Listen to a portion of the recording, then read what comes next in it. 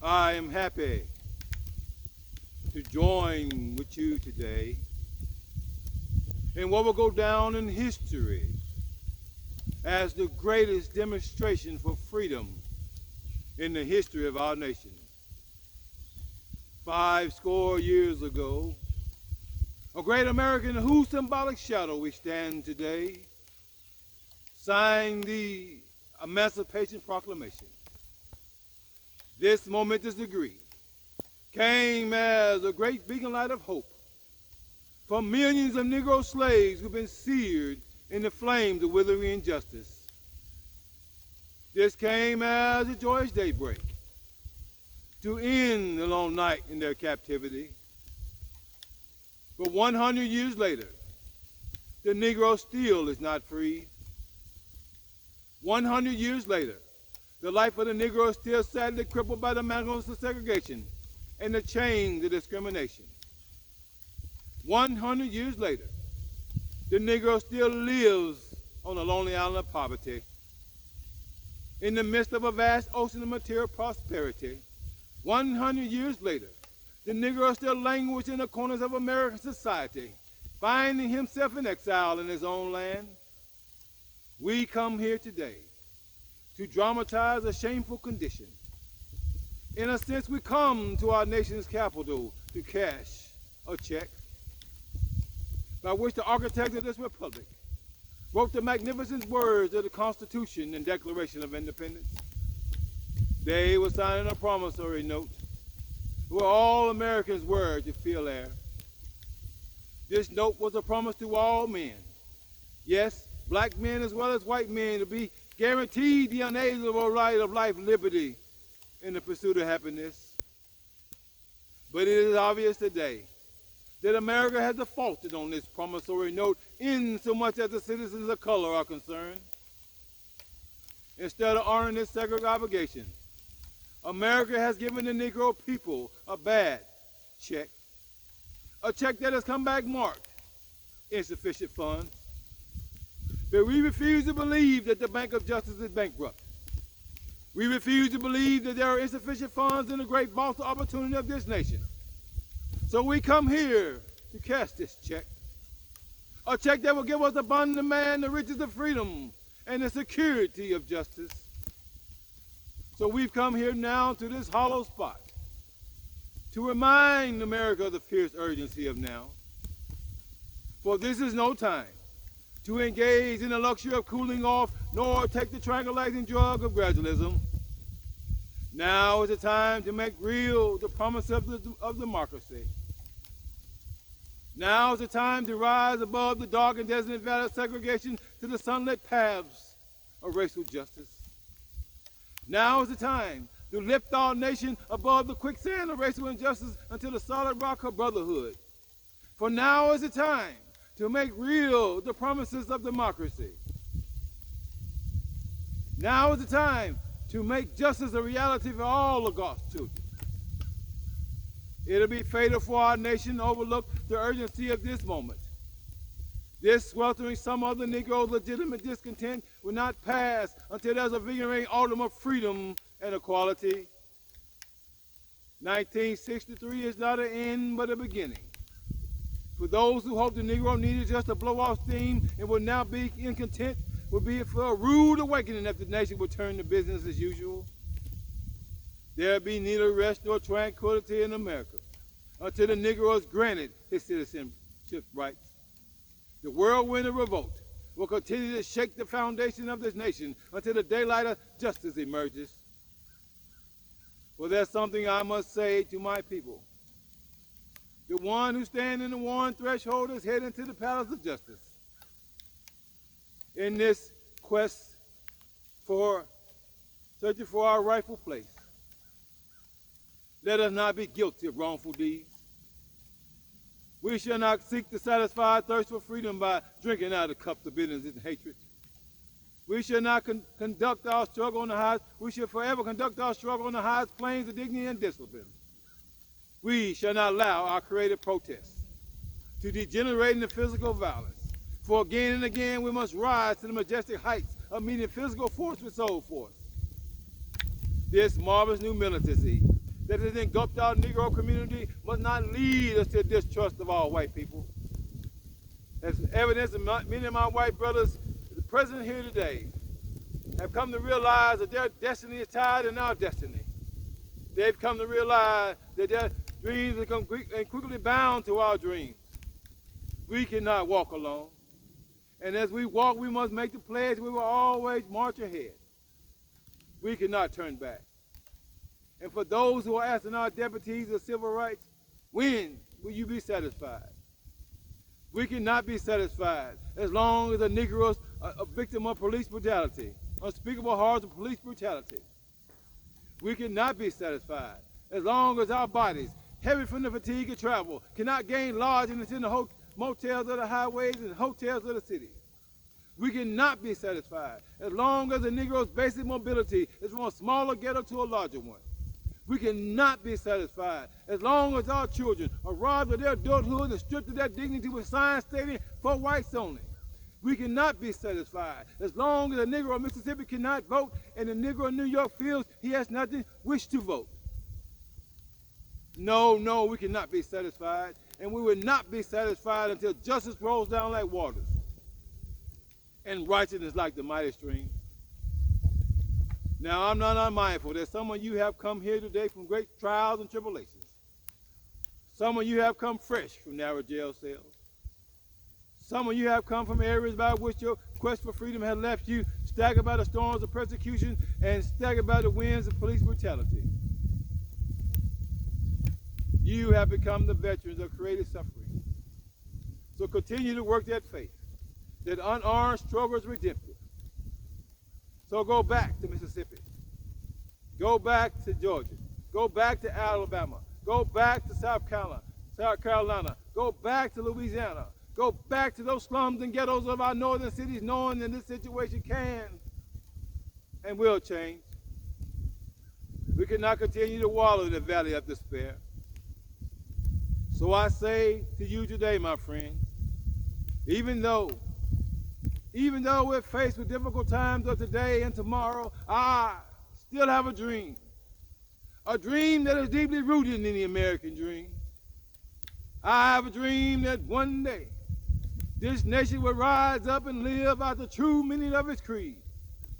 These truths we hold to be self-evident that all men are created equal. I have a dream that one day on the red hills of Georgia, sons of former slaves and sons of former slave owners will be able to sit down together at the table of brotherhood. I have a dream today. I have a dream that one day, even down in Mississippi, a state that is sweltering in the heat of injustice, sweltering in the heat of oppression, will one day be transformed into an oasis of freedom and justice. I have a dream today. I have a dream that one day my 4 little children will live in a nation where they will not be judged by the color of their skin, but by the content of their character. I have a dream today. I have a dream that even down in the state of Alabama, with his vicious racists, with his governor having his lip dripping with the words of interposition and nullification, right there in the state of Alabama, little black boys and black girls will be able to join hands with little white boys and white girls as sisters and brothers. I have a dream today. I have a dream that one day every valley will be exalted. Every hill and mountain will be made low, the rough places will be made plain, and the crooked places will be made straight, and all of God's flesh will see it together. This is my hope. This is the faith that I go back to the South with. Because with this faith, we will be able to hew out of the mountain of despair a stone of hope. With this faith, we will be able to discord the untangling cords of our nation to a beautiful symphony of brotherhood. With this faith, we will be able to work together, to play together, to go to jail together, to struggle together, go to jail together, stand up for freedom together, knowing that we'll be free one day. This will be the day, this will be the day when all of God's children will be able to sing with new meaning. My country, 'tis of thee, sweet land of liberty, of thee I see. Land where my father died with a pilgrim's pride on every mountainside. Let freedom reign. And if our nation is going to become great, these things must become true. So let freedom ring from the prodigious hilltops of New Hampshire. Let freedom ring from the high allegations of New York. Let freedom ring from the great slopes of California. But not only that, let freedom ring from Stone Mountain in Georgia. Let freedom ring from Lookout Mountain in Tennessee. Let freedom ring from every hill and molehill in Mississippi, from every mountainside. Let freedom ring. Once this happens, once we allow freedom to ring, once we let it ring from every hill in every valley, every state in every city, we will be able to speed up that day when all of God's children, black men, white men, Jews and Gentiles, Protestants and Catholics, will be able to join hands and sing words in the old Negro spiritual. Free at last, great God Almighty, we're free at last.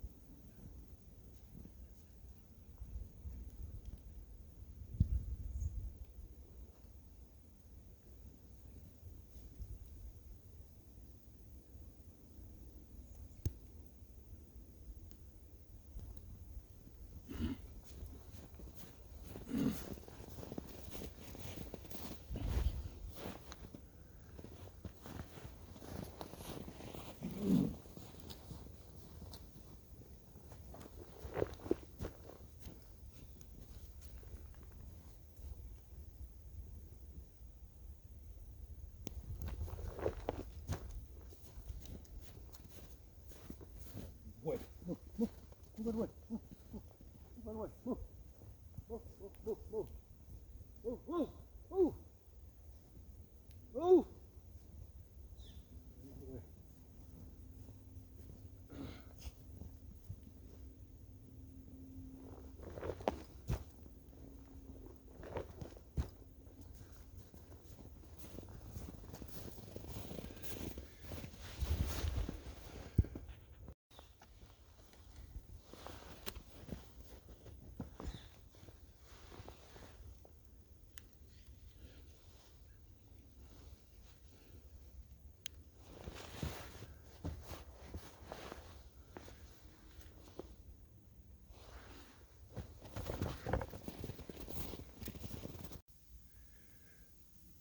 Just tried to make it out of the driveway.